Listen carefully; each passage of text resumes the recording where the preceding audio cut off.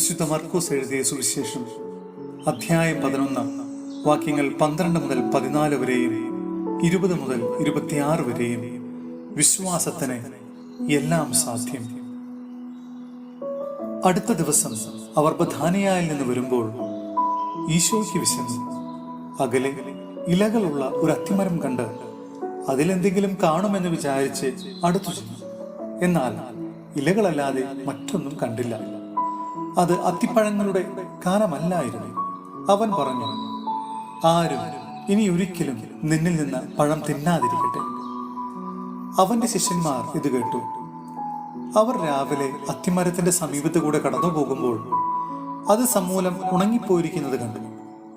അപ്പോൾ അവനെ അനുസ്മരിപ്പിച്ചുകൊണ്ട് പത്രോസ് പറഞ്ഞു, ഗുരു, നോക്കൂ, നീ ശപിച്ച അത്തിമരം ഉണങ്ങിപ്പോയിരിക്കുന്നു. ഈശോ അവരോട് പ്രതിവചിച്ചു, ദൈവത്തിൽ വിശ്വാസമുണ്ടായിരിക്കുക. സത്യമായി ഞാൻ നിങ്ങളോട് പറയുന്നു, ആരെങ്കിലും ഈ മലയോട് ഉയർന്ന് കടലിൽ പതിക്കട്ടെ എന്ന് പറയുകയും ഹൃദയത്തിൽ ശങ്കിക്കാതെ താൻ പറയുന്നത് സംഭവിക്കുമെന്ന് വിശ്വസിക്കുകയും ചെയ്താൽ അവന് അത് സാധിച്ചു കിട്ടും. അതിനാൽ ഞാൻ നിങ്ങളോട് പറയുന്നു, പ്രാർത്ഥിക്കുകയും യാചിക്കുകയും ചെയ്യുന്ന എന്തും ലഭിക്കുമെന്ന് വിശ്വസിക്കുവിൻ, അത് നിങ്ങൾക്ക് സാധിച്ചു കിട്ടും. നിങ്ങൾ പ്രാർത്ഥിച്ചുകൊണ്ട് നിൽക്കുമ്പോൾ നിങ്ങൾക്ക് ആരോടെങ്കിലും എന്തെങ്കിലും വിരോധമുണ്ടെങ്കിൽ ക്ഷമിക്കുവിൻ. അപ്പോൾ സ്വർഗത്തിലുള്ള നിങ്ങളുടെ പിതാവ് നിങ്ങളുടെ തെറ്റുകളും ക്ഷമിക്കും. സഹോദരരെ, വിശുദ്ധ യാക്കോബ് ശ്ലീഹ എഴുതിയ ലേഖനം അധ്യായം 1 വാക്യങ്ങൾ 2 മുതൽ 8 വരെ. പരീക്ഷകളിലൂടെ വിശ്വാസ സ്ഥിരത.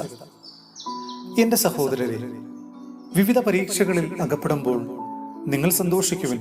എന്തെന്നാൽ വിശ്വാസം പരീക്ഷിക്കപ്പെടുമ്പോൾ നിങ്ങൾക്ക് അതിൽ സ്ഥിരത ലഭിക്കുമെന്ന് അറിയാമല്ലോ. ഈ സ്ഥിരത പൂർണ്ണ ഫലം പുറപ്പെടുവിക്കുകയും അങ്ങനെ നിങ്ങൾ പൂർണ്ണരും എല്ലാം തികഞ്ഞവരും ഒന്നിലും കുറവില്ലാത്തവരും ആവുകയും ചെയ്യും. നിങ്ങളിൽ ജ്ഞാനം കുറവുള്ളവൻ ദൈവത്തോട് ചോദിക്കട്ടെ, അവൻ അത് ലഭിക്കും. കുറ്റപ്പെടുത്താതെ എല്ലാവർക്കും ഉദാരമായി നൽകുന്നവനാണ് അവിടുന്ന്. സംശയിക്കാതെ വിശ്വാസത്തോടെ വേണം ചോദിക്കാൻ. സംശയിക്കുന്നവൻ കാറ്റിൽ ഇളകി മറയുന്ന കടൽ തിരയ്ക്ക് തുല്യനാണ്.